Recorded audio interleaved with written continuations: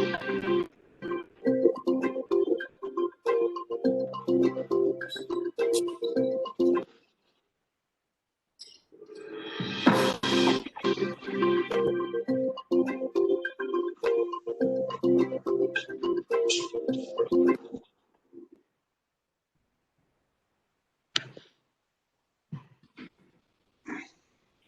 afternoon, friends.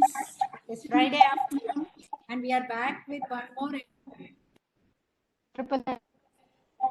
This is the Future Frontiers webinar series organized by the Scientific Society of Arupade Vidu Medical College, Pondicherry, a constituent college of Vinayaka Missions Research Foundation, deemed to be university. I take immense pleasure in welcoming everyone for this special edition of our Triple F webinar. Why is it so special? Because we have completed 24 episodes and 4 series. So this is series number 5 and episode number 25, what we fondly call as the Silver Jubilee episode. So that is what is special today. And we are very happy to have a very eminent person, Professor Ved Prakash Mishra, who would be delivering this oration. Namaste, sir. Welcome. And we welcome our Chancellor, sir, Professor Dr. A.S. Ganesan, sir. Welcome. I welcome our Madam Chancellor, Anuradha Madam, for this occasion. Welcome, Madam.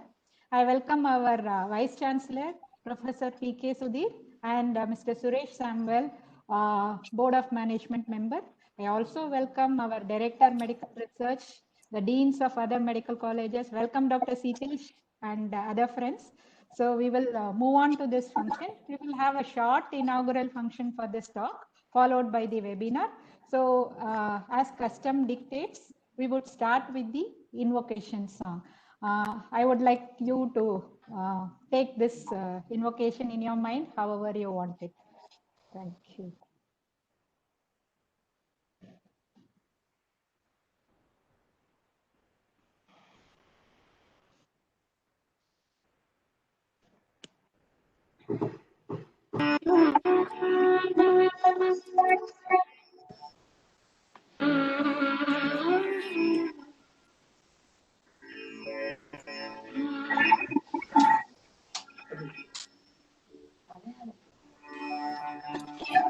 Ishan विद्या न तपो न दानं ज्ञानं न शीलं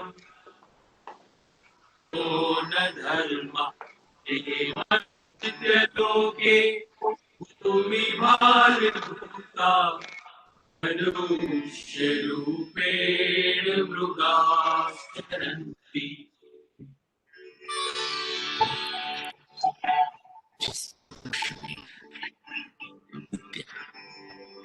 तप दान ज्ञान शील गुण और धर्म नहीं, मनुष्य इस मृत्यु पार होकर मनुष्य के रूप में पशु है।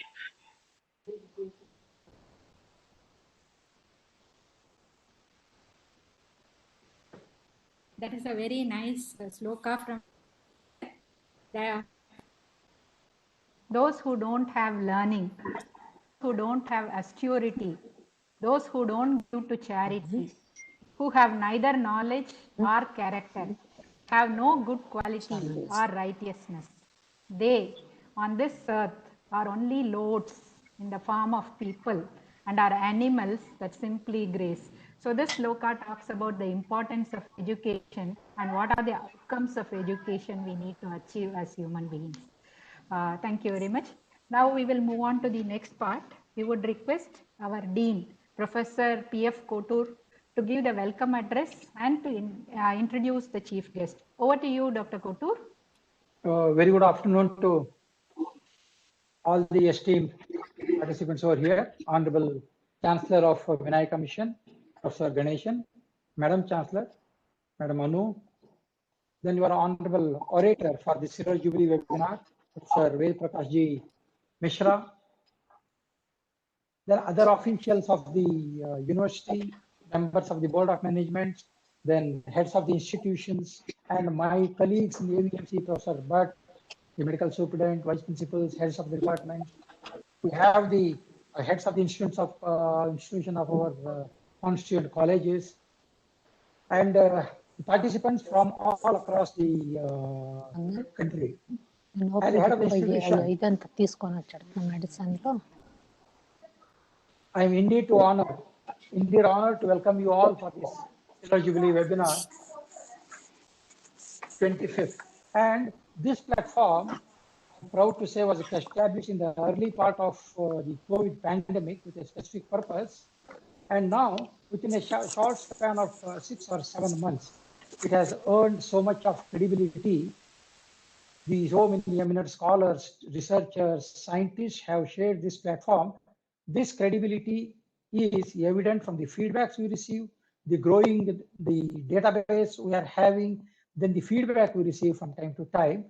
So now I'll say, as the head of the institution, very proudly that this FFF webinar has become the tradition of our university and will continue forever, serving the health and fraternity at large. And I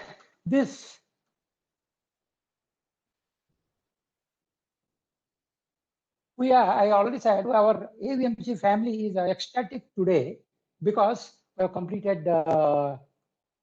24th and as said the 25th. And for this right occasion, we have a right man at the right occasion, at the right time. We'll be talking on the right topic. That is why I said, we're all quite ecstatic on this day. And I'll, in the next couple of sentences, I'll automatically justify why I said right 3-4 times. See, medical education in the country, we all know, is getting reformed. The Regulating Council has rolled out a different curriculum. The government of India has rolled out a new education policy. So under such circumstances, all we of us teachers. Oh my God, is it going? Are little in a dilemma or confused as what is to be done. This competency-based curriculum for both UG, PG has been rolled out, and for the National Medical Commission has replaced the age-old Regulating Council. In such an atmosphere, when our mind is full of so many dilemmas, queries, we in fact were looking out for a person who can verify everything. Who has grown, who has conceived, who has implemented so many of these what we are doing. He's here right in front of us, and there cannot be any other person better than Professor Ved Prakash Ji Mishra to address this issue on this platform as on today. And we have also shared this the links to many medical colleges across the country. Sir is known across the country. And these are some of the things which I say, this is the right point, right place, right topic. Now I'll move on to the Herculean task of introducing Professor Ved Prakash Ji Mishra. And first of all, I'll dare to say that he needs no introduction. He knows across north, south, east, west, across the country, especially the medical fraternity, his name is known. And it is a pleasure and honor to invest, but I said it is a Herculean task and difficult task. In the big ocean of his achievements, prizes, awards, innovations, etc., I felt lost as what to pick and what not to pick and share here on this platform. And anyway, I made an honest attempt, and I try to pick the most relevant ones and share with the participant to complete the formality. And Professor Ved Prakash Ganga Prasad Mishra, he's a professor of excellence, professor of eminence, and professor emeritus. And apart from his the medical degrees, postgraduate degree, MBBS and MD in physiology, he have got a series of these fellowships, and he have got 5 Doctor of Science honoris causa degrees to his credit, 1 DMSc to his credit, and he has the prestigious coveted national award, BC Roy Award. And he's the national head of the academic program, the Indian program of UNESCO chair in bioethics, Haifa. And if I go on enumerating, telling all the details of the awards, gold medals, etc., probably the introduction session will be more than his oration. I'm not exaggerating. It is such a huge one. And he has 121 awards, medals, etc., from till 2019. And he is a key contributor to reforms in medical education at the undergraduate, at the postgraduate, and at the super specialty level through MCI.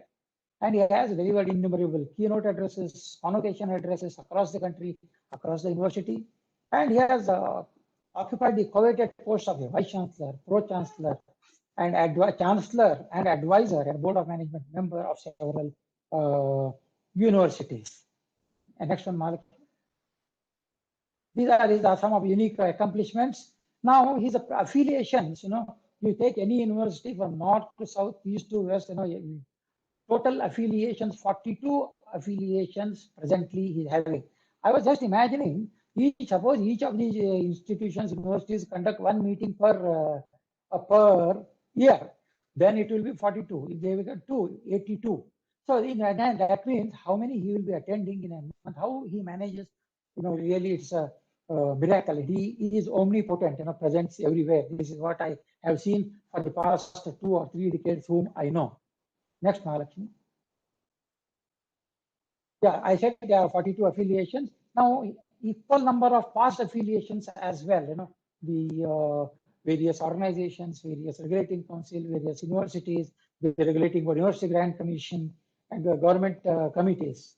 And now, unique attributes of Professor Ved Prakashji. Of course, I already said about the BCR National Award. He had the highest academic distinction in the forms of 6 5+1, the honoris causa from different universities. And he has led the Indian delegation team before the National Committee for Accreditation of Foreign Graduates to Washington, D.C. I already said about Professor Emeritus status of 5 health universities. He is pioneer in evolving the integrated curriculum, which we are trying to implement now. And he's a key pioneer of the National Faculty Development Program, conceived and implemented by the Medical Council of India.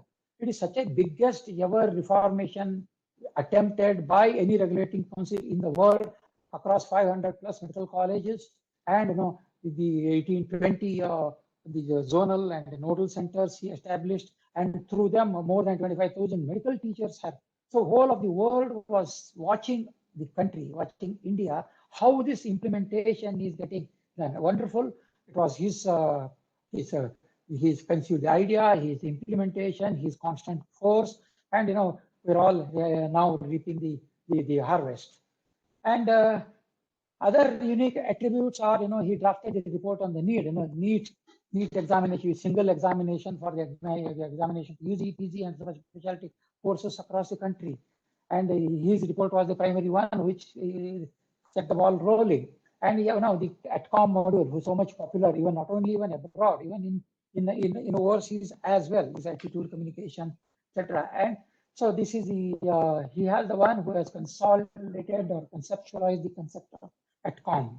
And he is the chairman of the study group for the initiation of the choice-based credit system. We all used to say that, the semester system is not there in the medical college, and the implementation is difficult. He has found out a report, and in the time to come, I'm sure this choice-based credit system, which even the regulating council, the University Grant Commission, is also advocating, will be implemented in all the medical colleges. And he has the unique distinction of occupying the entire continuum of academic status post in any university, starting from the member of the board of studies to the academic council to the board of management, the planning board, then up to the highest post, that is the chancellor of a university. And one unique thing is, he has entered the unique world records. His dad, his dearest dad, has written the biography sketch of Dr.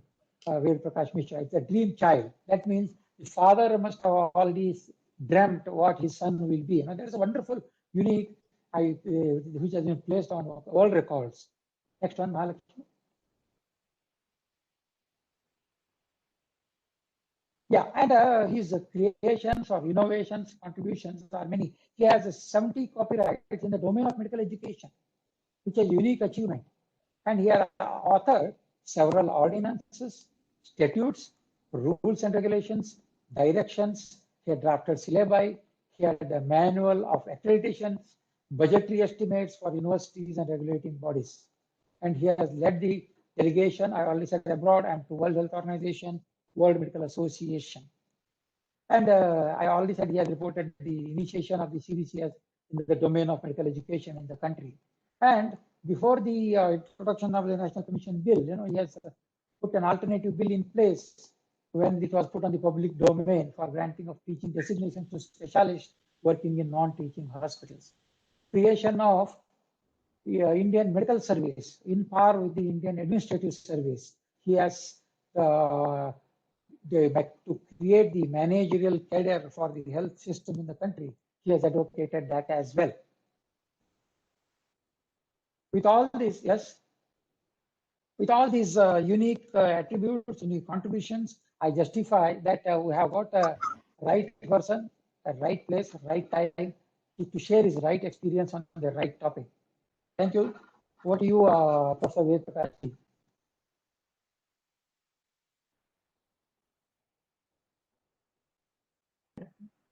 Before we hand over to Dr. Ved Prakash, I would request, we have a few more things to do. I would just like to take the audience and the eminent persons in this gathering for a small journey of our FFF, how we have come so far. So,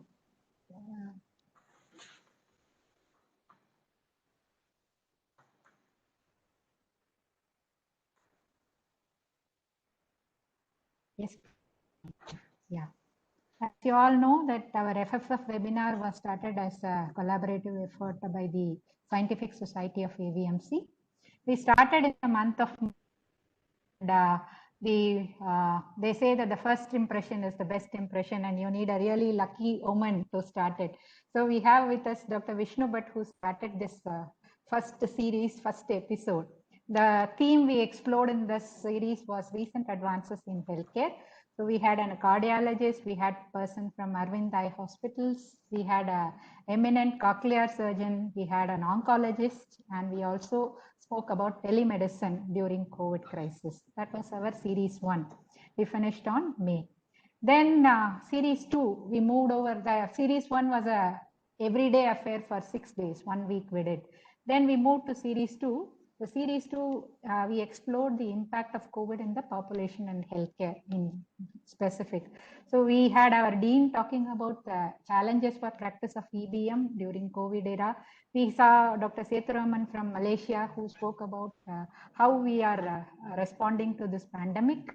We had talked about impact on medical education and how simulation can help. And we explored with Dr. George Chandy, the former director of CMC Vellore, how to learn to live with COVID. That was series 2 in the month of June.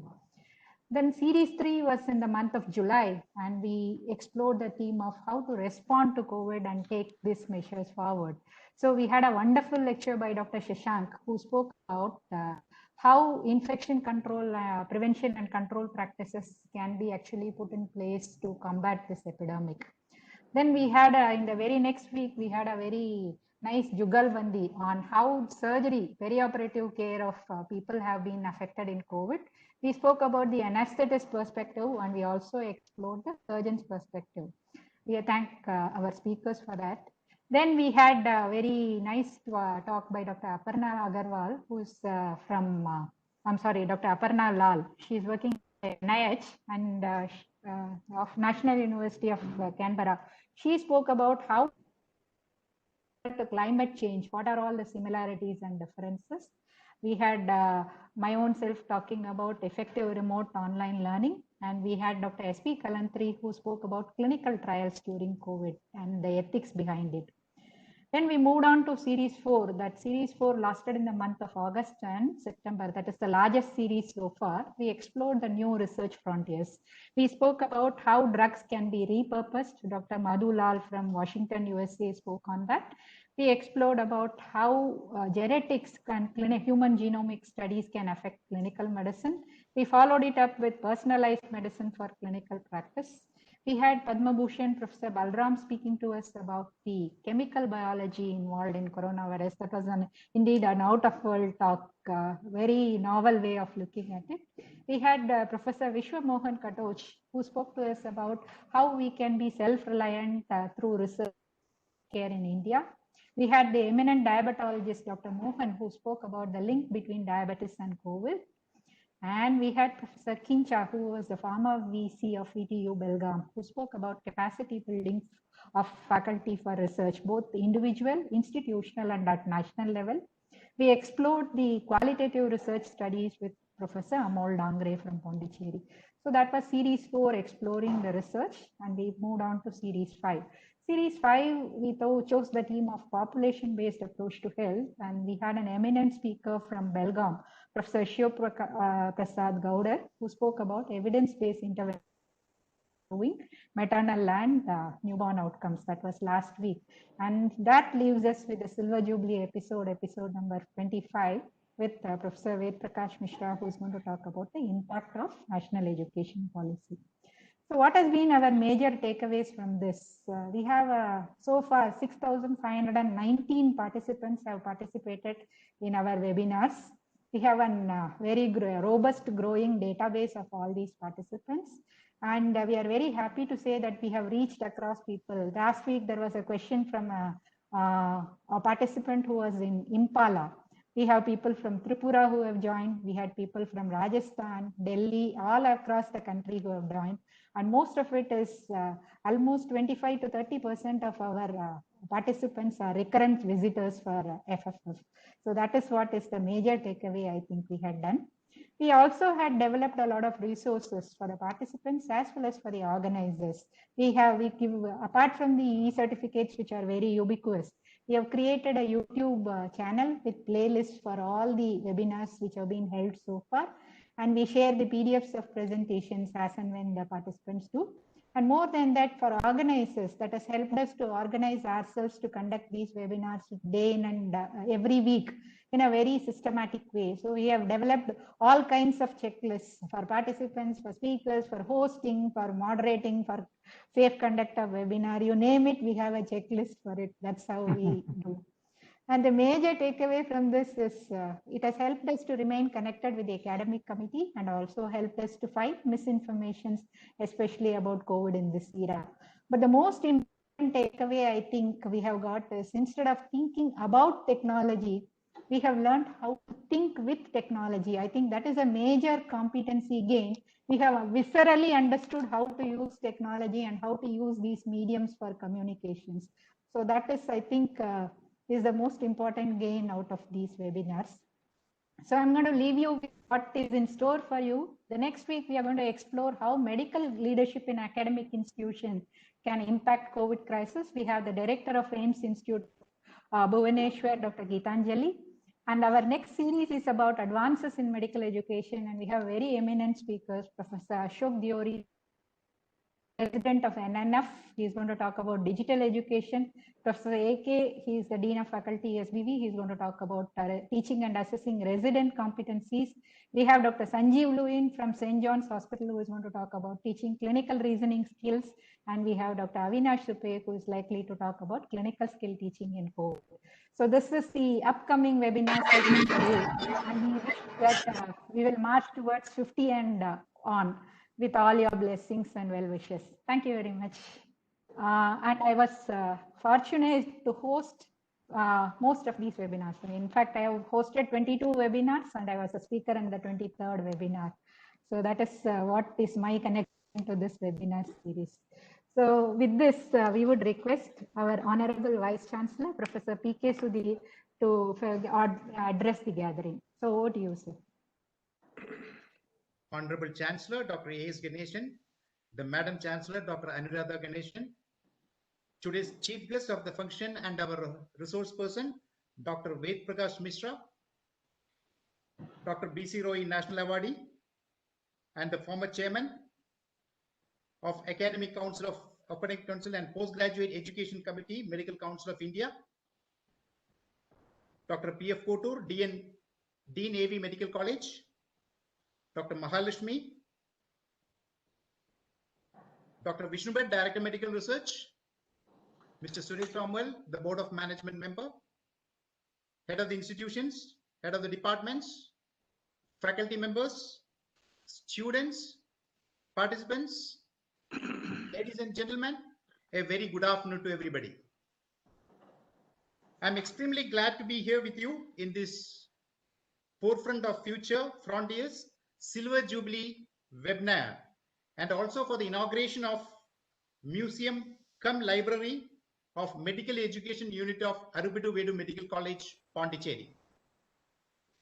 I'm extremely happy to see that the way the Scientific Society of AV Medical College, Pondicherry is organizing academic, healthcare, and research promotional activities, which are extremely useful for the student communities and profession. The statistics which just shown by our Dr. Mahalakshmi is amazing.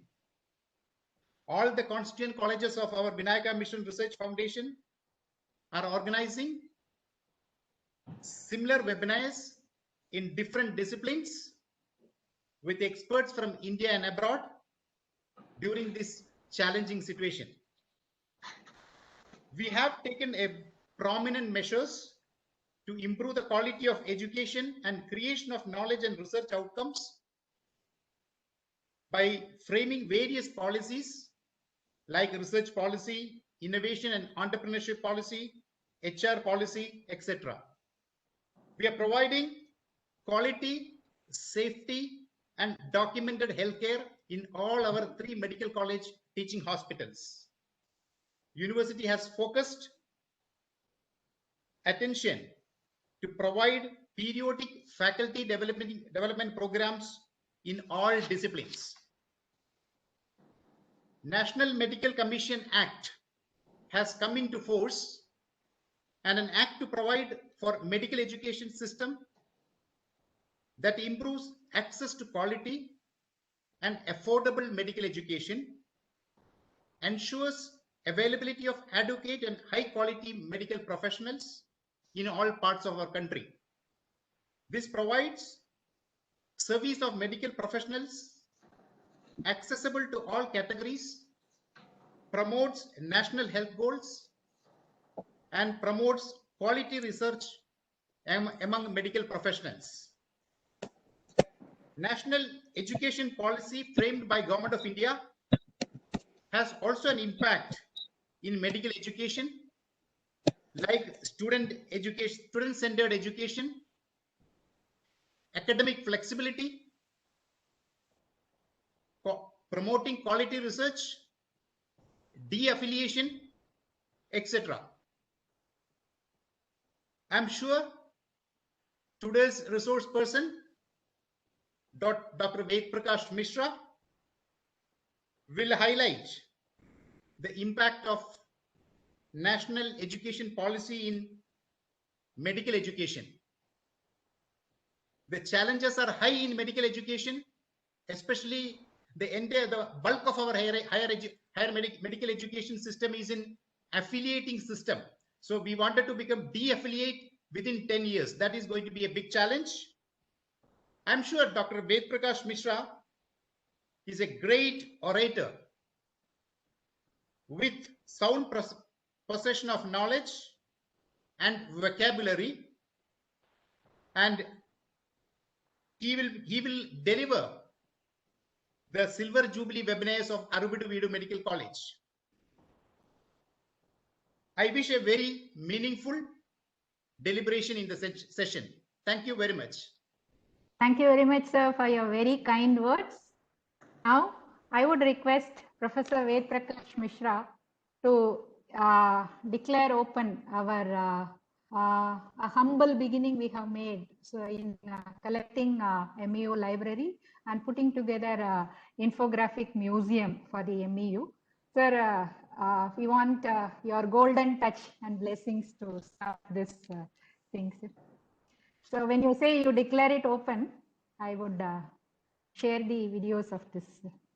To you, Dr. Mishra. Sir, you are muted, sir. Professor Ved Prakash, you are muted. Muted. Yeah.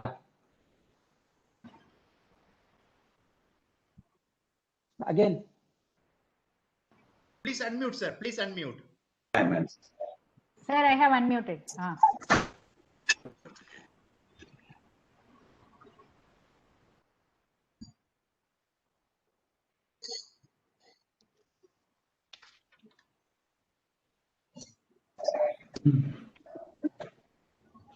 With great pleasure. फिर से unmute हो गया? No, we can hear you, sir. Yes. Yes, sir. Sorry for the interruption. Dr. Mal, and all joy at my disposal. I need the opportunity to declare your genuine in having a very meaningful library and a very informative exemplary museum for the medical education unit of the illustrious institution. With pleasure, I declare it and open.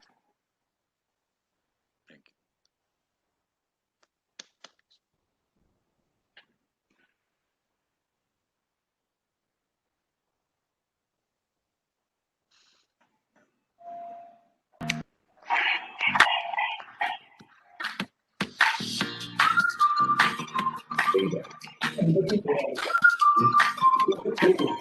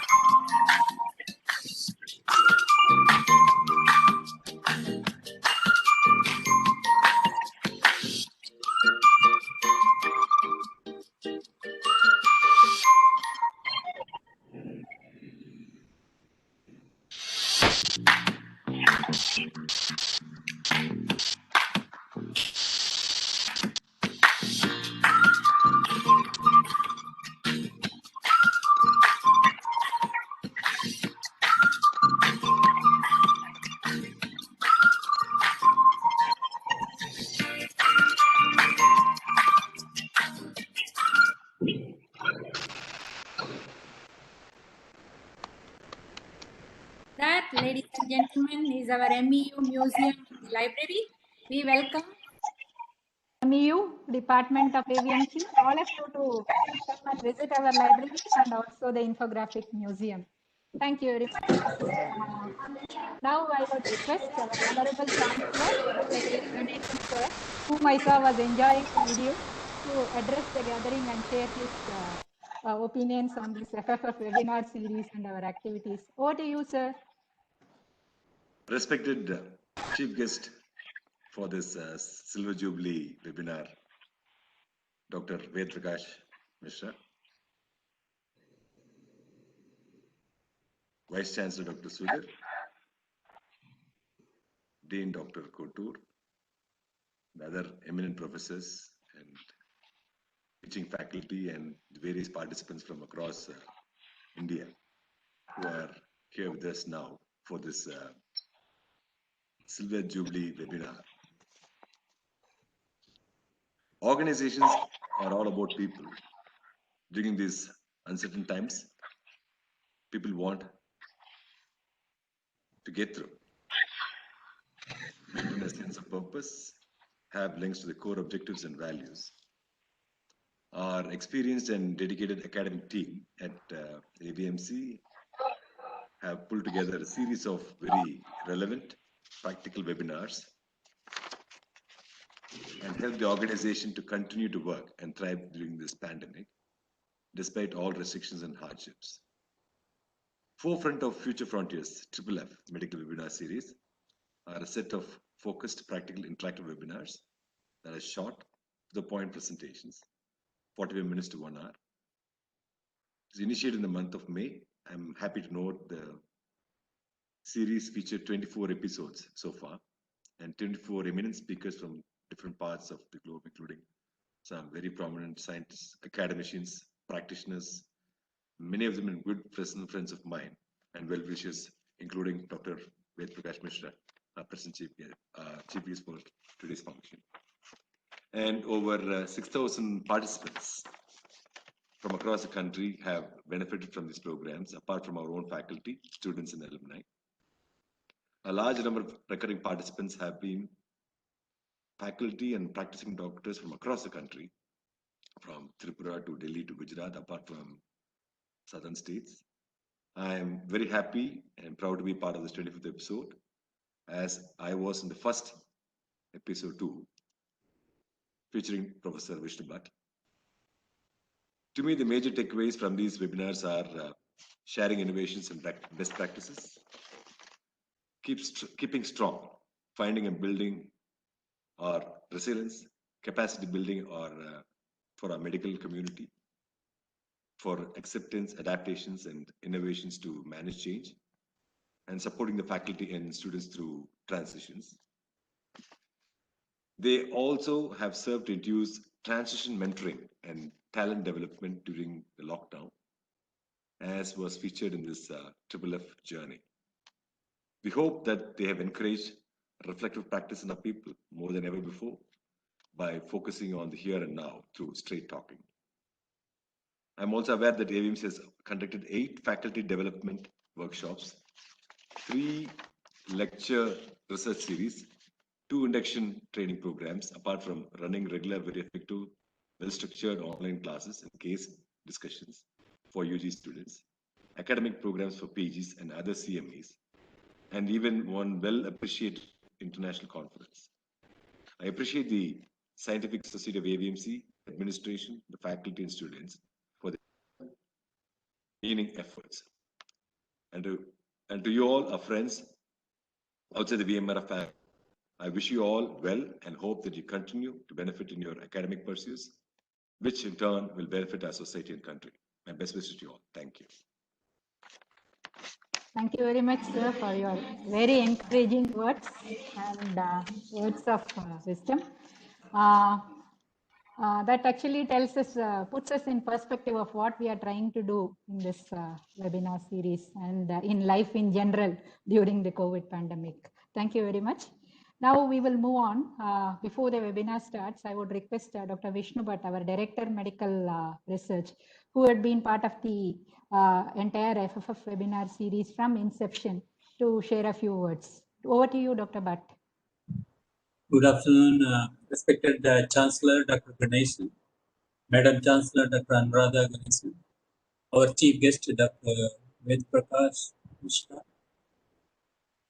Vice Chancellor Dr. Sudhir, Mr. Suresh Saumya from the management, Dr. Kutur, our Dean, Mahanatni, our Dean AP, and all the faculties from our institution and other institutions and all participants. It's a great occasion for us because one is that we are touching the 25th webinar. Of course, as Dr. Mahalakshmi has said, I was asked to give the first talk, but when we started it, we never thought it will go to this height, but it has become very, very popular and there is continuous demand, and there is nothing more than education which can be given to others, and I think we are going the right way. And this is also the day when we could open our medical education library and also the museum, which has been done by our, other than our guide and senior person, Dr. Ved Prakash Mishra. It's a great occasion.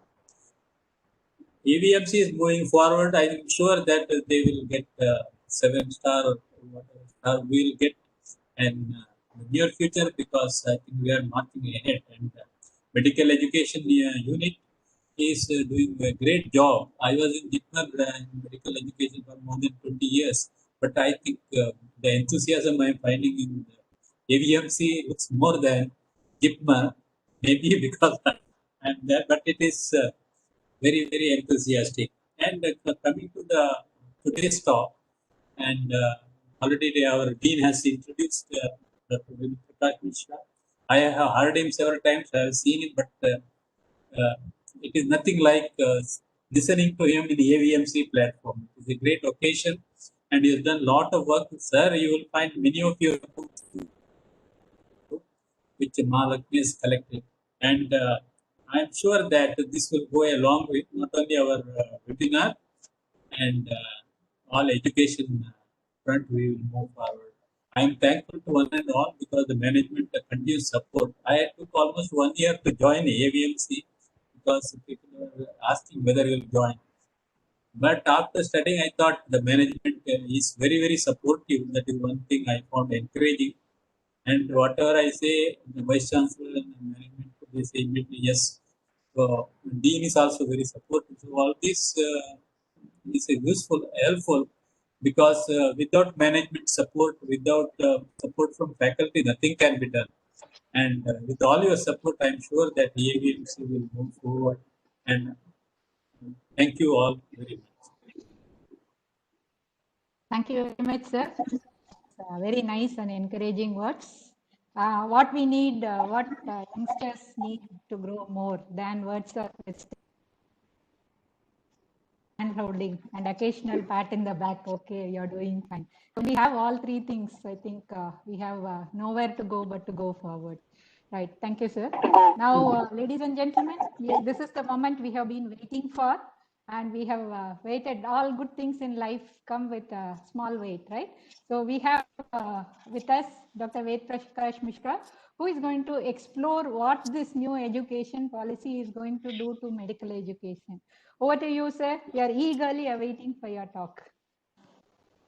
Thank you very much, Dr. Mahalakshmi. Honorable Chancellor of the University, respected Madam Chancellor, learned Vice Chancellor of the University, our esteemed mentor and philosopher and friend to us, respected Dr. J.V. Bhatt sir, my learned friend and brother to me, respected Dr. Kotur, learned faculty members, members of the various authorities and bodies of the university, various participating delegates, ladies and gentlemen. Before I really embark on the theme that I have chosen for this Silver Jubilee webinar, sir, I will be failing in my duty if I do not record my sincere and liberal sense of appreciation for a very laudable initiative that has been undertaken in terms of this webinar. The nature of the themes covered, the array of the erudite speakers which you were able to gather, and a sense of genuine environment you intend to create. All praise and salutations alike. The initiative of the university and especially the medical education unit, the museum and the library which I have the privilege of declaring inaugurated today,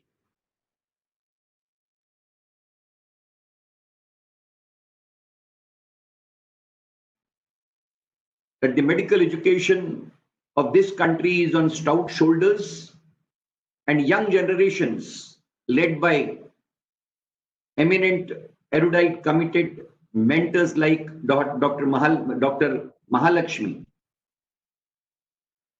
We, the elderly, have every reason to believe that fate and future of medical education is in safe hands, and the generation is working on that. It is in this context recording my appreciation and lauding the efforts complimenting the Honorable Chancellor, Honorable Vice Chancellor, all the members of the authorities and bodies of the university for really taking the university on a very right and committed path.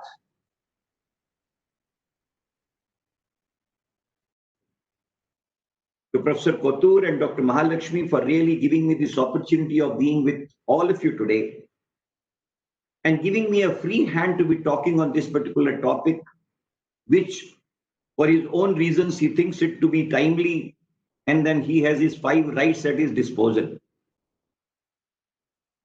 He is a liberal man, and therefore the liberal man that Dr. Kotur is, he avails his liberty in a very bona fide and a genuine sense. I really take the mandate that he has put across on my shoulders, and in the coming 60 minutes that have been given to me at my disposal, I would definitely try to be as sincere as possible in bringing out the various facets which thematically I have chosen to depict. Ladies and gentlemen, medical education is one of the most important avenues that we have been able to create ever since independence in a very diligent, in a very decisive, and in a directional manner. There are certain definitive evidences which go to substantiate that if the medical education in this country of yours and mine would have been bereft of quality centricity, then the product that we have been able to produce of it over a period of time, its relevance, its use, its utility, and the impact that it has been able to create across the world in the global health scenario would not have been what it is today.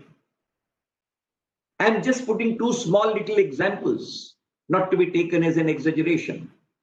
Today, if even for a day, the doctors created by the Indian medical colleges working under the NHS in United Kingdom go in for a 6-hour pen down strike, the NHS would collapse like a pack of cards. That is the relevance of Indian doctors in NHS. Why I am putting this analogy? I am putting this analogy basically because medical education per se, as an avenue, speaking in terms of Dr. Abdul Kalam, an avenue for the purposes of creating the demographic dividend that you and me have at our disposal into a precious human resource in the form of a trained health manpower to cater to the cause of the global healthcare delivery system, making it effective and meaningful for the dispensation and entitlement of a genuine and real accrual of right to health as a fundamental entity achievable for every global citizen. It's in this paradigm I'm wanting to take the avenue of medical education as. It's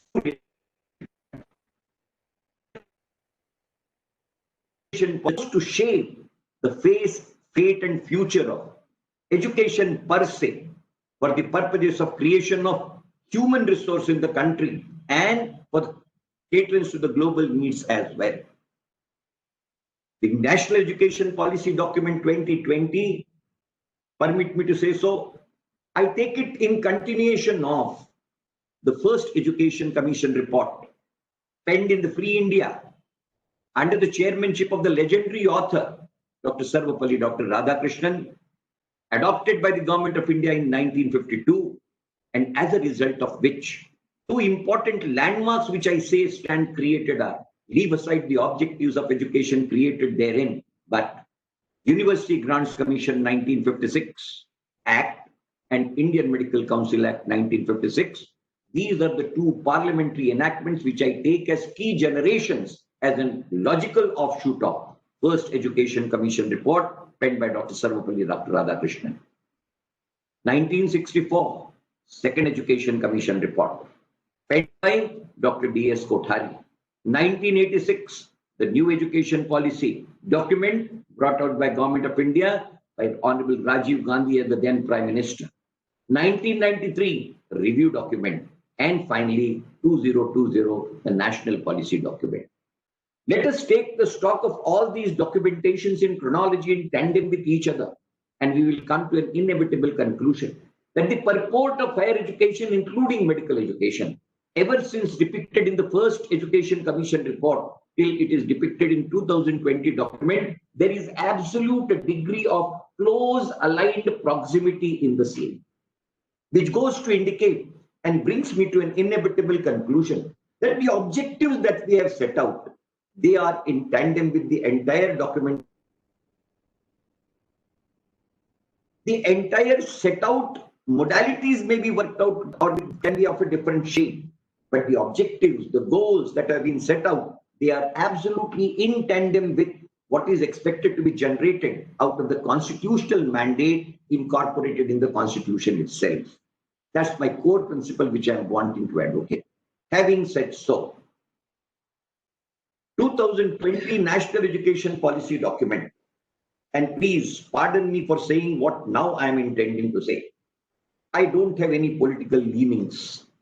I don't have any political affiliations, and therefore I, in my humble capacity as somebody who has put in 35 years of his life to the cause and catering to the catering and rendering service to medical education in this country,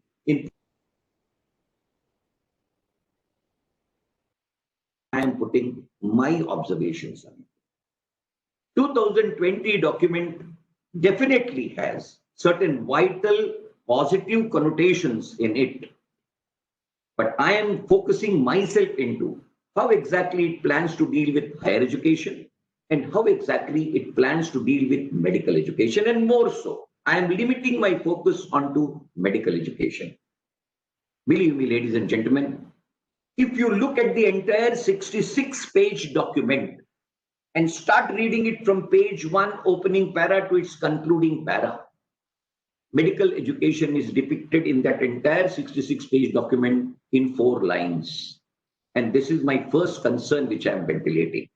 Para 20.2 in the said report and para 20.5 in the said report, they in a minuscule nature talk about medical education. Otherwise, medical education is not depicted in that 66-page document. But then there is a reason as to why it has been depicted in such a minuscule way, because it has been very categorically brought out in the National Education Policy document that this policy or this document, this visualization contemplates integration of medical education in higher education. And this is my second concern which I am wanting to bring out.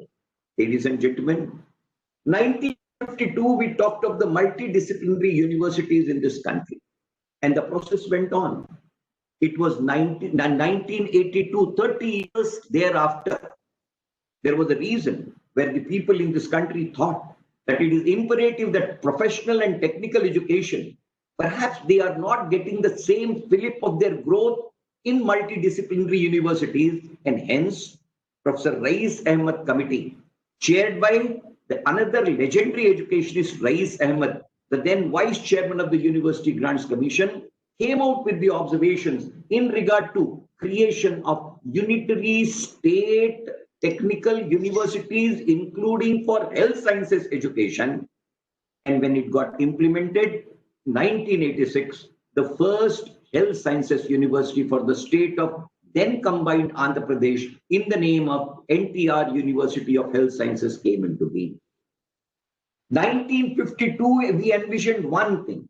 1982, we shifted from the set paradigm and wanted to go in for unitary state universities for the purposes of arenas of professional education in which medical education was given emphasis. And from 1986, the said policy getting materialized, today 16 states have got unitary state health sciences universities in this country, including larger states in the country. Not going for justification or otherwise, but 2020 education policy contemplating merger of the medical education, including professional education, into the domain of higher education, visualizes doing away with 1982 document-based created health sciences universities to be absolutely extinct by 2030. This is an important concern, which in my humble understanding is going to have an impact on medical education. If 1982 policy connotation was right, then what we are wanting to herald onto in terms of 2020 document, perhaps, whether it is going to be a decisive right step or whether it is going to be undoing what was done in 1982, and the reasons as to why that is to be done and the reasons as to how exactly it would be conducive are even today, they can be only speculated. But ladies and gentlemen, what we started to create from 1986 till this date, ultimately it is going to be annihilated on or before 2030. We, without knowing the reasons as to what will be the gains and what will be the losses, and those propositions not before being there before the public eye, perhaps it turns out to be a questionable threat to the sustenance of medical education under the university structure, which we were contemplating, that unitary state health sciences universities, they have done greater justice and they have done greater duty to the cause of medical education from the point of view of their liberal development. That is the second concern which I am wanting to put across.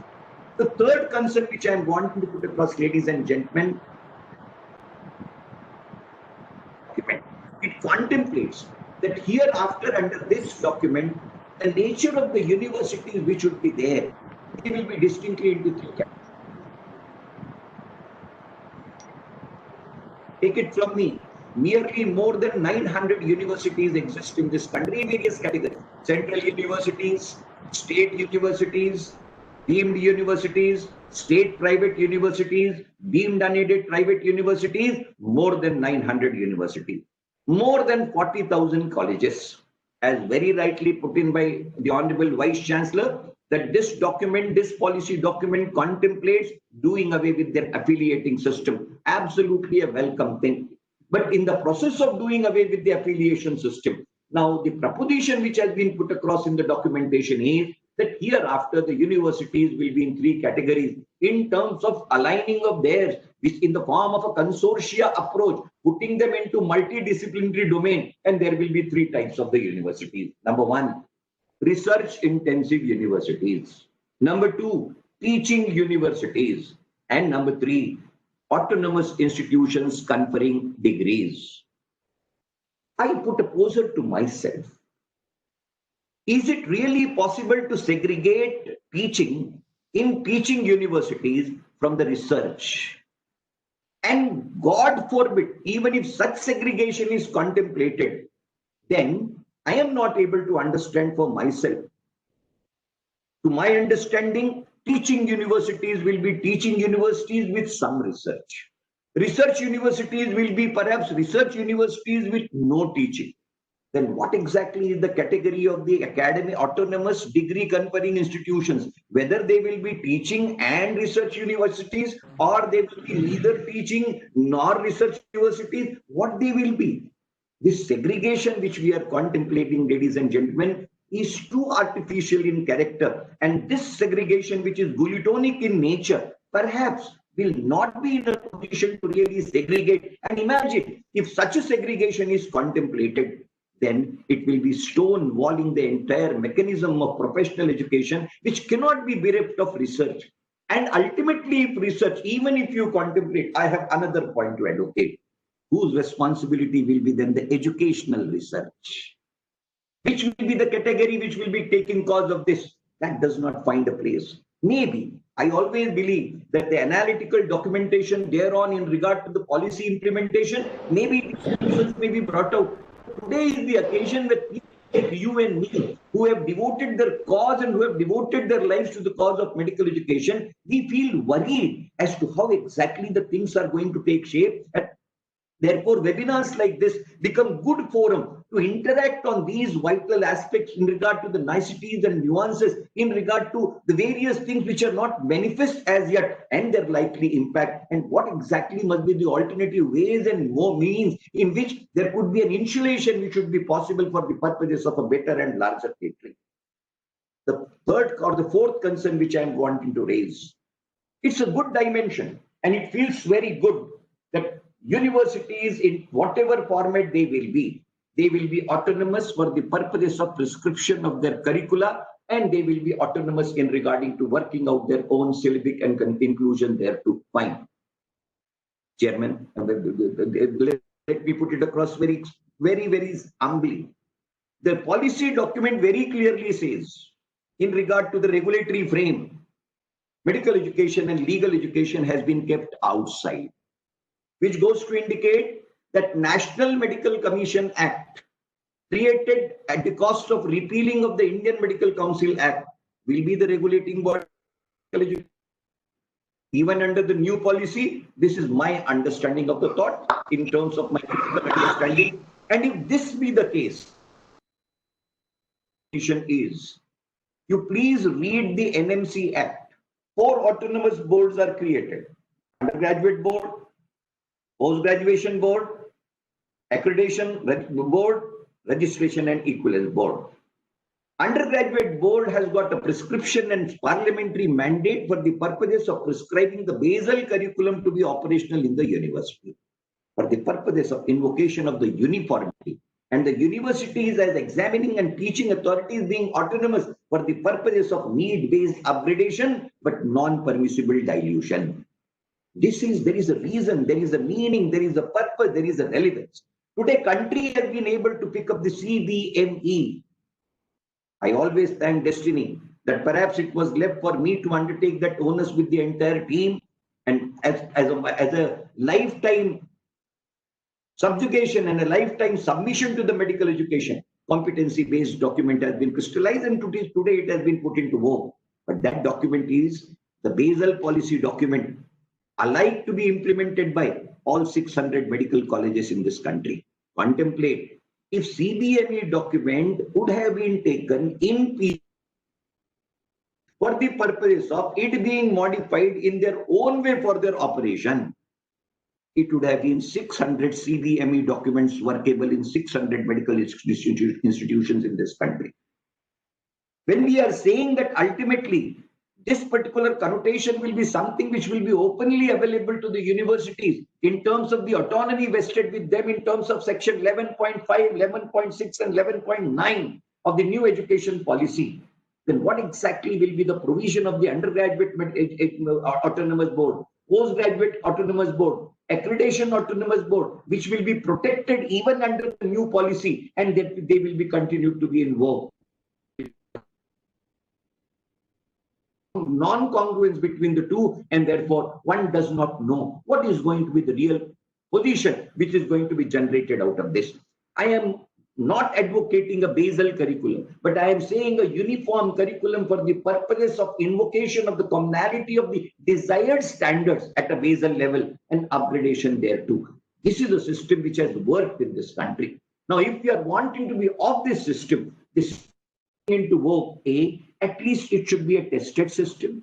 B, it should be based on some evidence. There must be some empirical research which must be carried out into the same, and there must be something which must be available for the purpose.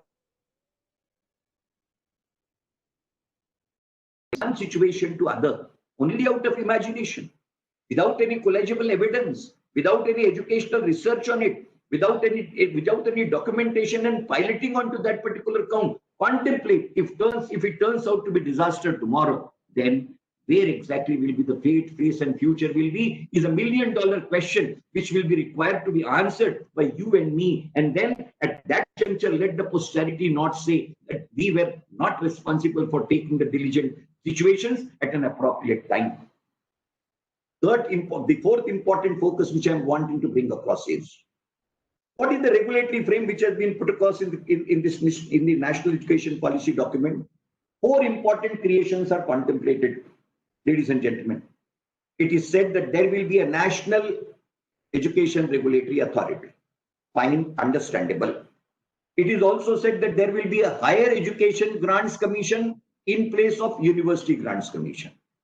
There will be a General Education Regulatory Authority. General education will be under its purview.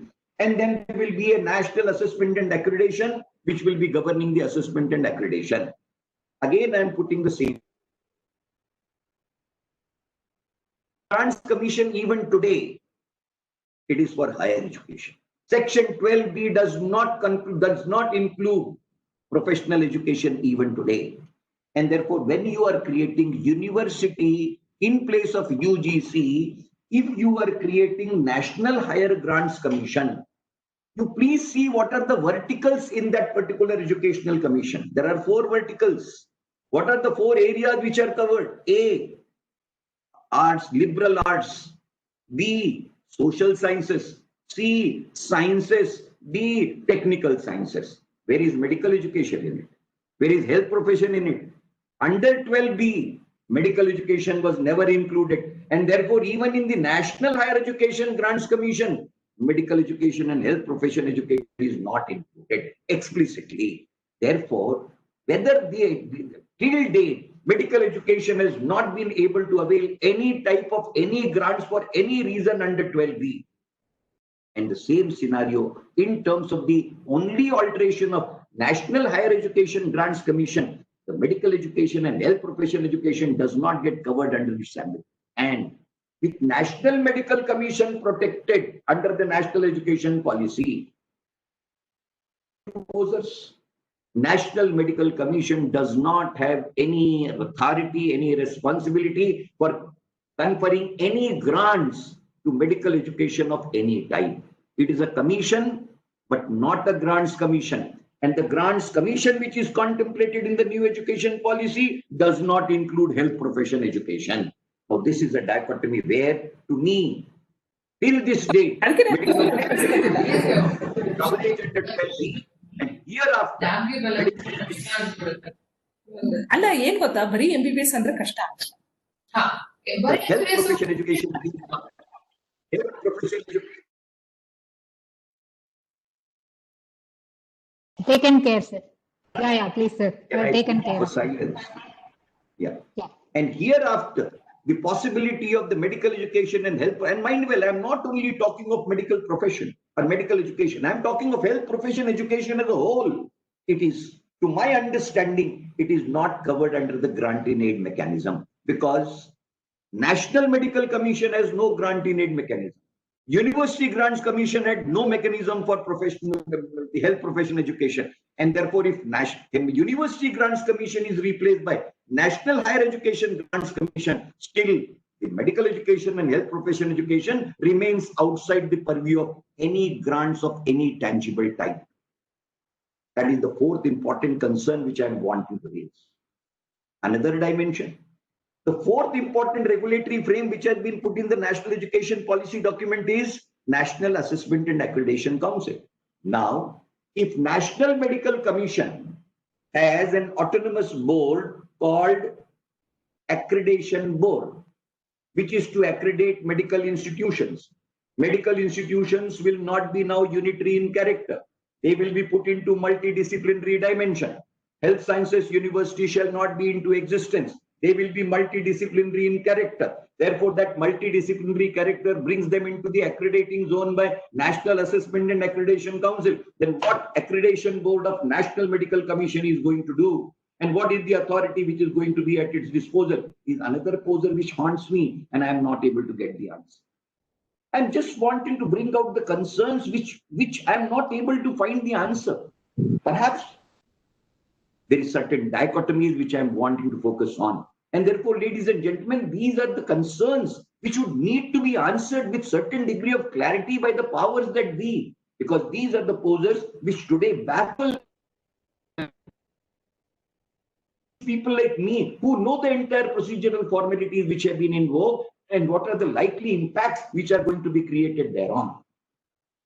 Another important aspect, every education policy contemplates 4 important objectives, right from Radhakrishnan Commission to this commission or this policy document.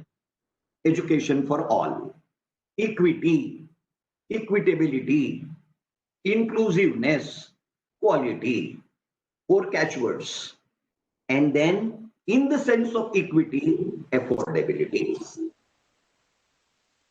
First Education Commission report was contemplated. Sir, there was nothing like unaided education therein.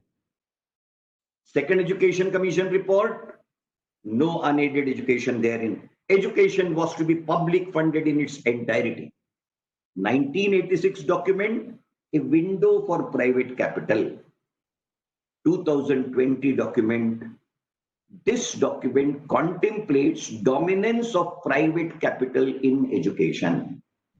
How and why I am bringing out. And yet it talks of equity and affordability. Private capital must in education, I do not deny it. I am wanting to have a dispassionate look at what is contemplated, what is put in objective, and what is likely to be put into operation. I am giving the statistics which I have gone through very critically. Take any consumption, any allocation, right from first 5-year plan to 14th 5-year plan on education. Public funded education allocation ever since 1952 till this day, it has been dwindling in terms of the percentage of GDP. And that is the reason why now people do not talk of any allocation in terms of percentage of GDP. They talk only in terms of. I'll give you a classical example of that also in the national education policy. Why I'm saying this? If education is not public funded, then take it from me.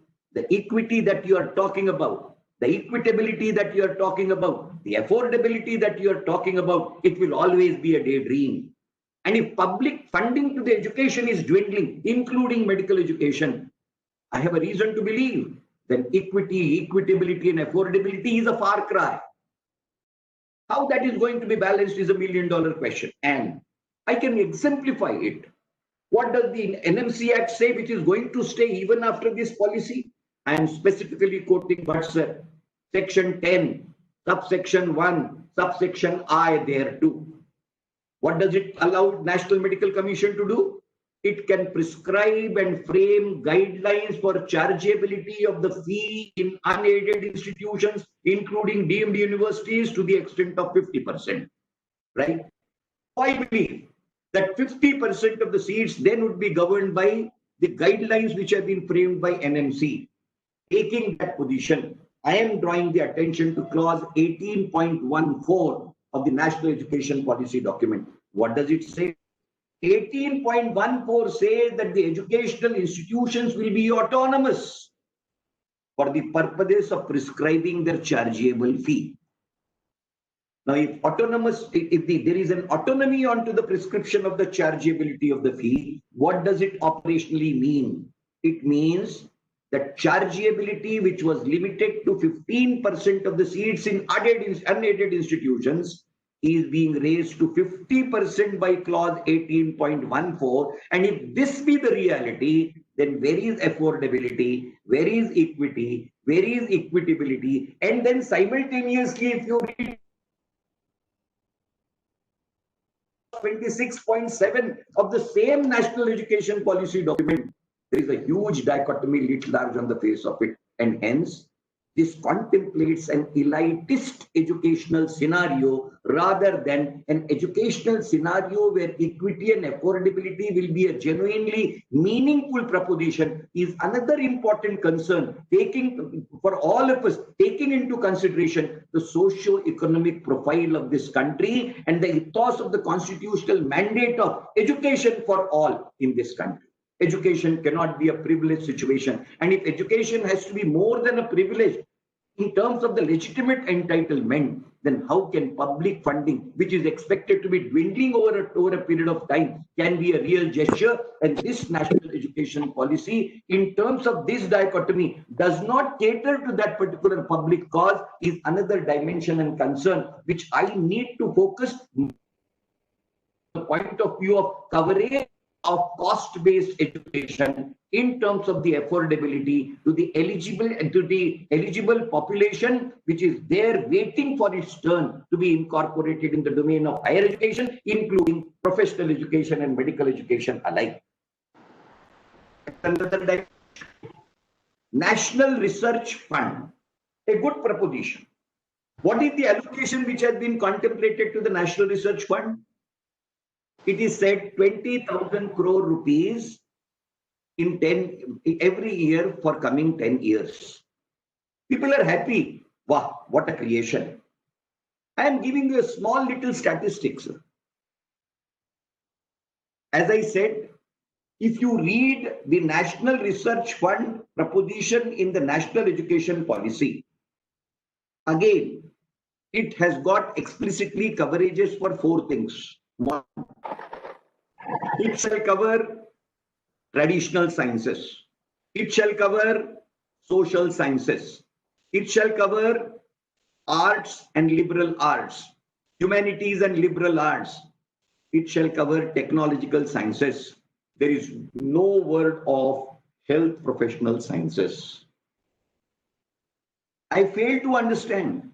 Now, National Research Fund, if explicitly is going to be covering only these 4 arenas, the 5th arena, which is me, which is you, which is the medical and health professional education, what avenue in national research funding is available to us? Number 2, 20,000 crores rupees in terms of crores, they may be sounding big, but I tell you it is minuscule. Let me put the global scenario and the nature of the work which academicians and research contributors have done to this country. 2008 to 2018, global figures I have looked into critically. 2015 in terms of the global publications, scientific publications on science, technology, including health sciences, we were ranking number 5 in the world. Today, we are ranking number 3 in the world. 3rd ranking nation. Number 1 is China. Number 2 is USA. And number 3 is India. However, let us keep in mind that we are leading into this particular position by virtue of our publications more so in the area of science and technological sciences, but not in health sciences. Health sciences leaders are 3 important countries: USA, European Union taken as one bloc, and Japan. Even I'm not on that. What I'm wanting to put across is the allocation which is there to research and development in terms of the planned propositions with us, in which medical education and health profession education do not find a place. I am wanting to compare in the global scenario. American economy is 16 times larger than the Indian economy. Population of America is 1/3 of Indian population, less than 1/3. But allocation of that economy, which is larger than 16 times than of ours, the allocation on R&D is 2.81% of the GDP. South Korea has 4.86% of the GDP. China has 2.31% of the GDP. We in the year 2018, when we rank 3rd in the world, we are 0.18% of the GDP. And this is the reason why no document brings out what exactly is the percentage of GDP which is going to be spent or which has been spent. The figures are only depicted in crores. And that is my concern. Why does this policy document fall short on saying that for National Research and Development Fund, my proposition is 1% of the GDP would be covered under the National Research and Fund, and it would include health profession education and health professional sciences as well, is something which I feel that this is exactly what is needed. In spite of the paucity of the funding, if the academicians of this country have been able to produce so much of creative work that we are now ranking 3rd, and mind well, the growth rate of this particular multiplication which has been gained by India in last 10 years from 2008 to 2018 is eye-catching, which is largest in the world. We are the only 2-digit growth rate having country in publications. And that is the nature of the growth that has been worked out. In spite of such a minuscule funding which has been put across, they expect that the whole of medical education should be on conducive, nor open, nor possible, nor permissible. Public funding propositions have to be equivalently applicable to all patterns of education, including health profession education, and among the health profession education, medical education turns out to be a key priority. 20.5, according to me, is the most miserable para which will have a very severe impact on medical education. In the name of integration, what is contemplated is that there will be something which will be integration of the various health sciences right from the undergraduate level. Leave aside lateral entries and multiple exits. I can understand them. Difficulties in education can put them up, but then they will have to be balanced by the level of competencies and the permissibilities. Suppose if I am exiting out at the level of second year, out of the entire lateral exit, what will be my competencies which I will be entitled? If I am exiting at 4 years, what are my competencies which I will be entitled to? That matchability has to be worked out, without which any lateral entry and any lateral exit absolutely is of no meaning and no relevance. In a similar way, when you are talking of the integration and fusion of various pathies, you are wanting to mix the curriculum of medicine with naturopathy, Ayurveda, Unani, Siddha, for whatever reason and whatever name. I have no issues on it. You can always have opinion. You can always go in for Indianization of medical education. But then there has to be a system and way. What exactly we are going to be producing out of it? What exactly we are aiming out of it? Are we aiming mixopathy out of it? Are we aiming integrative medicine out of it? Are we aiming alternative medicine out of it? Or are we aiming medicine out of it? Is $1 million question. Go to WHO manual. Definition of the word medicine is different from definition of the word alternative medicine, is different from definition of the word integrative medicine. What are we? 2. It accepts the definition of the word medicine. If NMC Act is to prevail, then I want to know, Dr. Bhatt, if 2F, section 2F definition of medicine under the NMC Act is the definition adopted by the Honorable Parliament of this country, I want to know then section 20.5 mixopathy will be what type of medicine that we will be contemplating and we will be wanting to be generating about. Integration cannot be at the cost of identity and cannot be at the cost of objectives and cannot be at the cost of focus and cannot be at the cost of value standing that that entire thing is capable of and it is wanting to. And I have another dimension to put across. There is a small reason which has been given in that particular para 20.5, which makes a very interesting reading of the national policy document. It says, it is seen that the choice of people in regard to preferring the healthcare systems are mixed in nature. And that is the reason why mixopathy or integration of these systems into undergraduate curriculum is a must. I am wanting to interpolate this with section 50 and 51 in the NMC Act. That was a show window. We were not able to understand it. But 50 and 51 of the NMC Act get clarified when you read para 20.5 of the National Education Policy document. But then, take it from me. If this is what is the scenario going to be generated out of 20.5 in the name of mixopathy, and which is expected to be complete by 2030, then Dr. Mahalakshmi, the younger generations will have to be brought into a museum wherein they have to be shown that once upon a time, this is the specimen which is called as medicine, which was into operation up to 2030, after which we will not be in a position to know what exactly medicine was and what exactly the word medicine will be standing at 20.5. And the reason which has been advocated really pains me. The people's choice in this country is mixopathy. I do not know National Sample Service Organization report of 2014, after which no report is officially available on the website. I have critically looked into that particular report, 2014 NSSO report. I am quoting with responsibility, accuracy, authenticity, and therefore resultant authority. It says that the choice of the people for the purposes of preference of healthcare system in this country, if OPD is a concern, then 96.5% of the people seek modern medicine into bracket allopathy. And if IPD is a concern, then it is 94.2% of the people prefer allopathy as the modality of choice for the purposes of the services. If this is the official document, which I am wanting to quote with all possible authority at my disposal, brings out this fact, I am not able to understand what exactly is the edifice and documentation on the basis of which what is quoted in para 20.5 is being based on. Is the scenario changed from 2014 to 2020 in such a vast way that what was relevant, what was to the extent of average 95% in favor of modern medicine in 2020 has gone so bad that it has mandated that a mixopathy is to be created?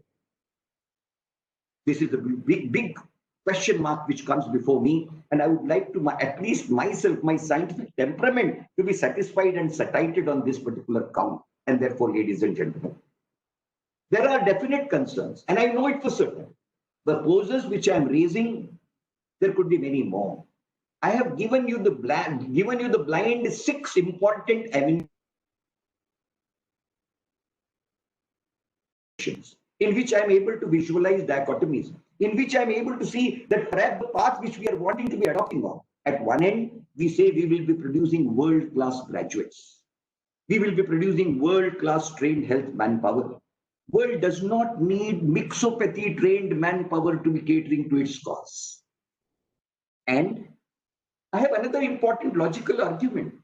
When Ayush was created in this country, read the policy document on the strength of which Ayush was created. If that is true, then para 20.5 of the education policy report is a falsehood. And if this is true, then that policy document was a falsehood. There are two things which are contradictory to each other. What we stated in the policy document on Ayush is annihilated in 20.5. We said that Indian system of medicine will be put to their own grandeur. They will be put to their own use. They will be put to their own pristine prestige. Here, what are we doing? We are merging into traditional education system, the Indian system of medicine, mixing it with mixopathy, and thereby are we adding pristine glory to it, or we are making a khichdi of it? Khichdi may be a good food, but then it cannot be a food for the healthy. It is usually a food for the sick in convalescence. We do not need an education policy for the purposes of convalescence. We need for the positive, pragmatic health of the health profession as a whole in this country. And therefore, I visualize para 20.5 to be a real impediment. Perhaps it needs greater discussion. It needs greater clarity. It needs greater working out as to how exactly what is being put across therein and what are the likely consequences which are going to be generated there too. Today, world categorically says, see the WHO figures what they say. The nature of the trained health manpower that the modern medicine systems are generating in this country will be of such a great potential and usage that the world says that the IMG, which has been contemplated by them, is not Indian medical graduate created amongst the Indians through the Indian medical education system. It will be an international medical graduate created to cater to the cause of the entire world and global community at large. Para 20.5 will not be in a position to dispense that international expectations of the globe and the internationalization of the medical education, including health professional education. Respective education have to prosper. They have to grow. If at all they have to interdigitate, there are ways and means in which that interdigitation is possible. But in interdigitation, which is going to take away the body and soul, and the merger which is going to absolutely result in mixture of the identity where none of the two are going to be identified, such mergers cannot be taken to be of consequential benefit. They may turn out to be definitely perilously catastrophic, is something, an opinion which I harbor. And therefore, ladies and gentlemen, I thought it imperative that in this webinar, which is expected to be at the seat of learning and in amongst the people, stalwarts like Professor Bhatt, Professor Kothur, and the all learned dignitaries, I thought it imperative that whatever little I have been able to decipher out of the entire progress of medical education in last 35 years, to which I have been a direct operating party, there are definite concerns and challenges. I am not taking it to doing away with this report by saying that there is no positivity in it. There are quite many. School education, if you look at, it has definitely been put across. Intermediate education correlation, definitely done good. But two important aspects of multidisciplinary university, integration of the universities and integration of the curriculum in this particular manner, although it may be sounding good, but however, the operable part of it still create jitters in the minds of the people like me, and therefore some place where I should be in a position to bring this out absolutely in a free, frank, and a fearless manner. And therefore, ladies and gentlemen, I have tried to put these concerns, thinking that this is the right set of the people, thinking people will be in a position to decipher it, analyze it, and let us put our heads together. I don't say that we will not be able to find a solution, because the action plan on this education policy still is to be brought out. We have time at our disposal where these concerns can really be catalogued. They can be analyzed, and modalities can be worked out, which can be put across for the purposes of the consideration. And it is in that context, I thought that it requires a particular webinar, particular topic, an opportunity of putting that across to you in all humility, availing the benefit that has been so liberally and benevolently extended to me. I have ventured into putting across my observations. I don't say views, my observations on looking these documents in the context of parallel documents available as a part of my small little humble study, and I have tried to put this across. I am open for correction, I am open for suggestion, I am open for improvement, and permit me to say so, Dr. Kothur, I am even open for criticism. It is with that openness I am putting these views to an open gathering of learned people like you, with thanks and gratitude to all of you for patient listening. Thank you very much. Thank you, sir, for that really mind-boggling lecture. You are saying actually like it's my humble study of this. If your humble study allows you to quote things from memory, from point 20.5 to 6 to what numbers are, and that is the kind of photographic memory it allows you. It was very impressive to see. And always listening to you is a very nice one, because we pick up a lot of new words, like words which we have not heard. What is that? Today the word for the day, I think, was mixopathy. Where are we with regard to mixopathy? Integration versus mixopathy. And you very nicely brought about that we have concerns, regulations, and we have concerns regarding the structure which is being proposed. What is the basis or the scientific rationale for this, and where is the evidence to say it works? You have told us that there is no clearly defined verticals with regard to health education, where we are placed in concern, causing a lot of confusion. You have raised the issue of equity and justice, why we are not allocated research funds specifically for health sciences. And you raised that figures. I really find it very staggering to believe that it is 0.018% of GDP. That sounds low even to anybody. So these are the things, and also the question of integration at the cost of focus and value. A lot of these questions, and a lot of questions have come in the chat box also. The first question is from Dr. Sanjeevni Jadhav. He says that all these are definitely our concerns. How do we go about rectifying it? How do we go about trying to address this? What is the starting point for this activity? Can you take that question? See, as I very categorically said, see, this is a indicative document. A policy document on education is always an indicative document. There is an action plan which has to be readied by the government in terms of the policy. This is directional in character, and that action plan is to be brought out, and it is on the context of that action plan and blueprint that the things will move on, because the period which has been put across for its implementation is not beginning from now. The targeted figures are 2025 first targeting and 2030 second targeting. So there will be a 10-year execution plan which will be put across.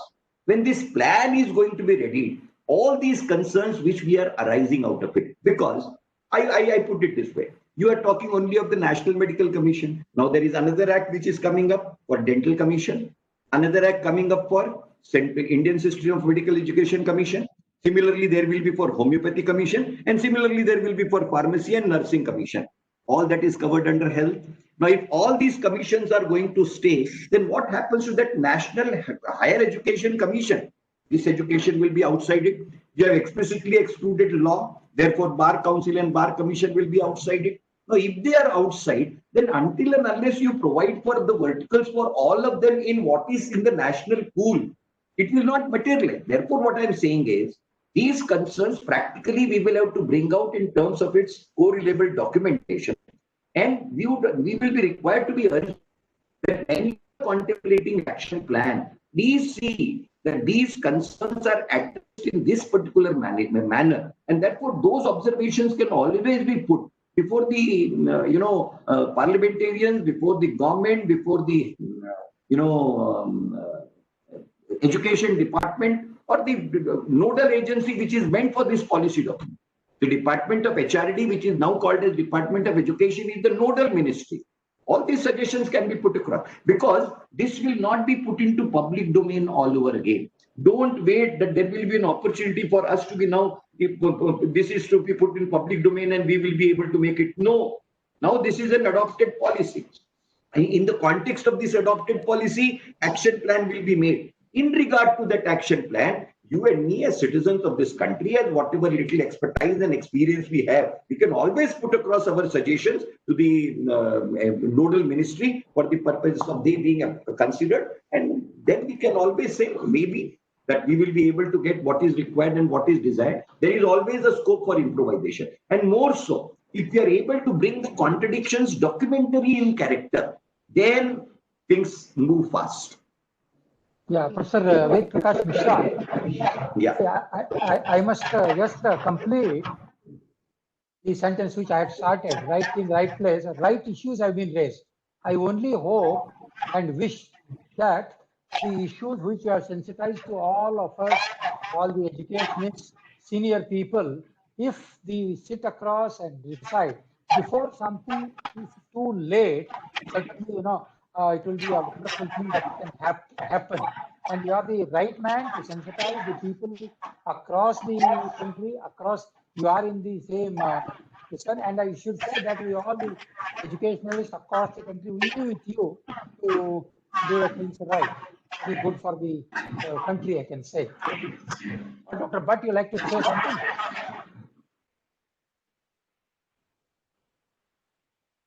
It was a very interesting concern. I think not of echo. Sir, it was a very interesting. I think you put across many issues, but the answer probably difficult. Thinking about this mythopathy, it will cause more confusion than helping people. You can have different. I think the people should be different system because one cannot be a specialist. What is your opinion? See, I always say there is always a scope for alternative medicine. There is always a scope for integrative medicine. But that space is secondary. Where is the primary space? If you are contemplating primary space, like why is it we talk of preventive, promotive, curative, and rehabilitative? I always find that there will be certain avenues will be absolutely applicable to promote aspects. They need to be picked up, no issues. Therefore, we need to structure correlable competencies rather than merger of the pathies. See, in this, in wanting to create the better, you are reducing the good to bad. See, this is a job of an expert. The experts have to sit together. What are the interdigitating areas where we can put together? Like I always say, you tell me what is the modern pharmacopoeia which has been able to provide in regard to hepatic disorders? See, in a way, we have borrowed something from the Indian system of medicine for hepatic disorders when it comes to curative dimension. We have, and we must be bold enough. So there is good everywhere. Let us pool the good. But in the pooling of the good, let us not merge the identities that in the merger, you are also not there, I am also not there. And if the third person who is going to be there in the name of divinity, suppose it turns out to be a monster, then who will be responsible for it? Therefore, I always believe a known devil is better than an unknown imagined divine. Yeah, thank you, sir. Sudhir, our Honorable Vice Chancellor, would you like to say something? Professor Sudhir. Dr. Ved Prakash Mishra, it was a terrific presentation. As usual, your terrific vocabulary. Now, I was just mentioning the affiliating system in the beginning. Around 500 medical colleges are in India comes under affiliating system, mostly through health science universities in 17 states. So if this continues up by 2030, all the individual medical college will become a degree awarding college or institution. That is going to be a tragic situation, no? See, again, I'm telling you the reason I put to you. See, if you look at section 10 of the National Education Policy Report, it says all the 40,000 colleges as of now and nearly 800 universities, they will be appropriately grouped and they will be put across into a consortia mode based on their multidisciplinary integration, so that they end up in categorization into 1, research universities, 2, teaching universities, and 3, autonomous degree conferring institutions. Now this is what it is. I'm reading you because I have read it so many times now, like a Bhagavad Gita, I can recite it. So this is what is put in that para. Now you tell me what does it mean. Therefore, I gave you only one portion. Research universities have got nothing to do with teaching. Teaching universities have got nothing to do with research, and degree conferring institutions have to do nothing with both. No, we will. So, do you believe that all 500 medical colleges, now to be precisely 591, and by the time this report begins its implementation, we will be 600 plus. Now, do you mean to say that all 600 colleges, they will be degree conferring institutions? Yeah, that is what. Chalo, contemplate that they are degree conferring institutions. Therefore, they will be entitled to prescribe their own curriculum in the name of autonomy. So what will be the balancing point? There will not be any uniformity. It doesn't matter. Chalo, the people say that even lack of uniformity is doing a great thing, but people can perform better at their own level. Fine, no issues. Now you tell me, who will be monitoring the basal competencies which are mandated? Are we not a party to when it comes to modern, I do not know about other, but modern medicine, because I am a signatory to it. I was a part of the Indian leader of the Indian delegation. Are we not a party to that medical graduate that we will be producing out of the MBBS qualification, duly recognized and accredited by an accrediting agency, will be generating confident, competent, concerned, compassionate graduate who shall be good clinicians, communicators, leader of the, good professional and a lifelong learner. Now, what are you going to, you tell me how you are going to work this out in terms of your base curriculum and who is expected to work it out. Therefore, I said, last 35 years, my requirement was, it was me as the postgraduate committee chairman who said in 1996 that examining universities will be entitled to upgrade this. They will not degrade this. They will be able, this is the plan. For the purposes of uniformity, basal competencies, you upgrade them. They may be need-based additions can be worked out. That is your autonomy. But if, see, imagine, what are we? I go to article number 1 of the Constitution of India. What is India? India is a union of states. 4-word definition India has. Read article 1 of the Constitution. India, that is Bharat, is a union of states. Why? Because there are certain subjects where defense, which state is responsible? Government of India is responsible. So therefore, the central subjects, the state subjects, and the concurrently subjects. My basic contention is, idea is fine. Do away with the affiliating system.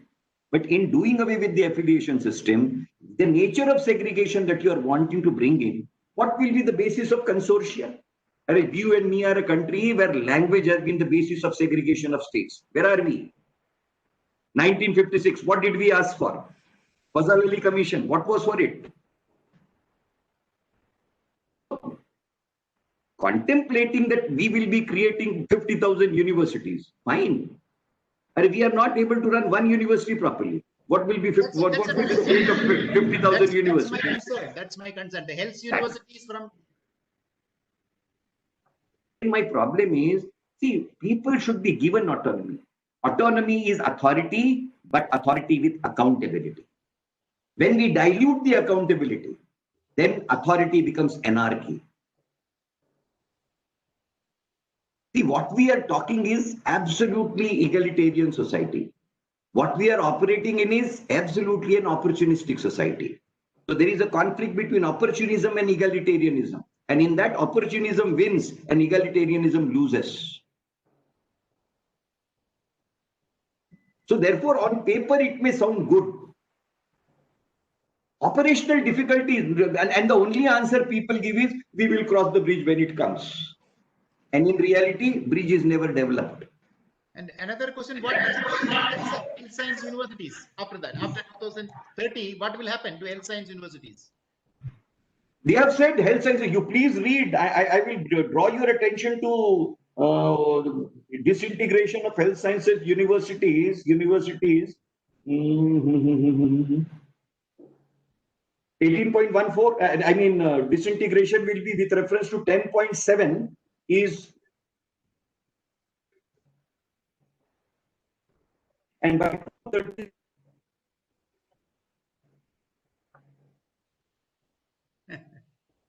so the all efforts will not be there. Therefore, I'm saying what you created from 82.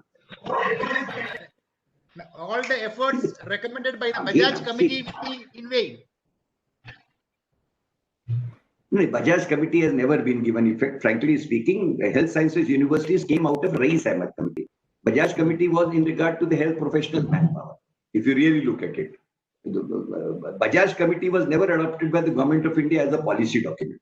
Rais Ahmed committee was adopted as a policy document, and that was adopted by under the new education policy in 1986, as a result of which health sciences universities and technical sciences universities came into being in various states. And as I rightly told you, 86 in health sciences was the health sciences university created under Rais Ahmed committee report adopted by government of India.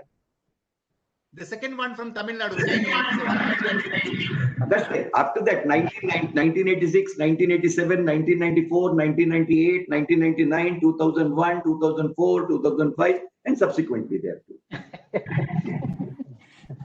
Yeah.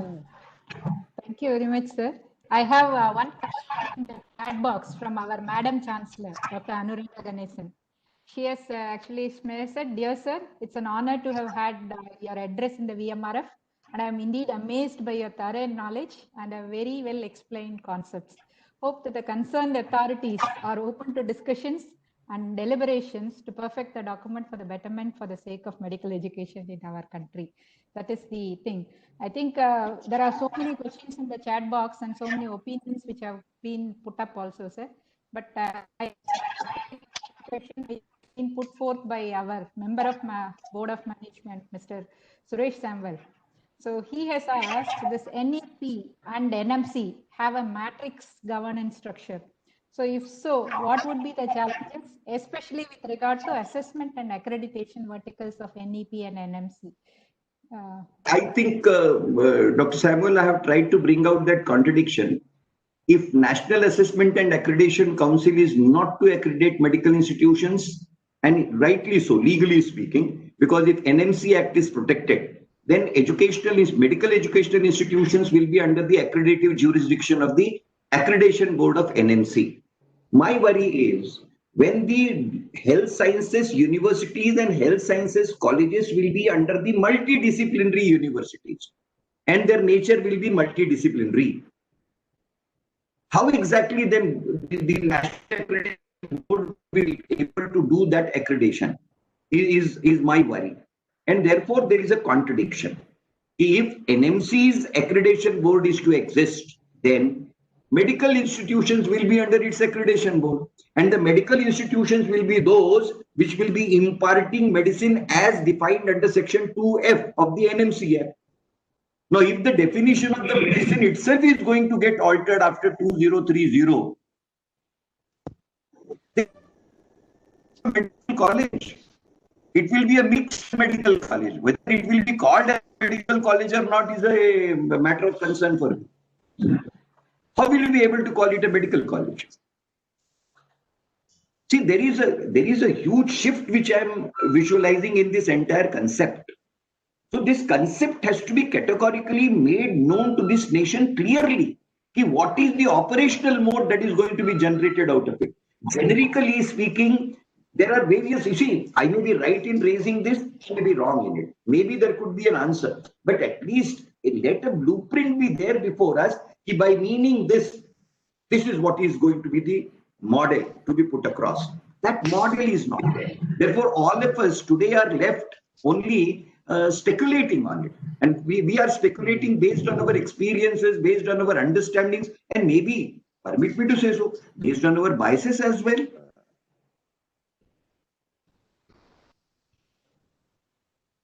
Yes, sir.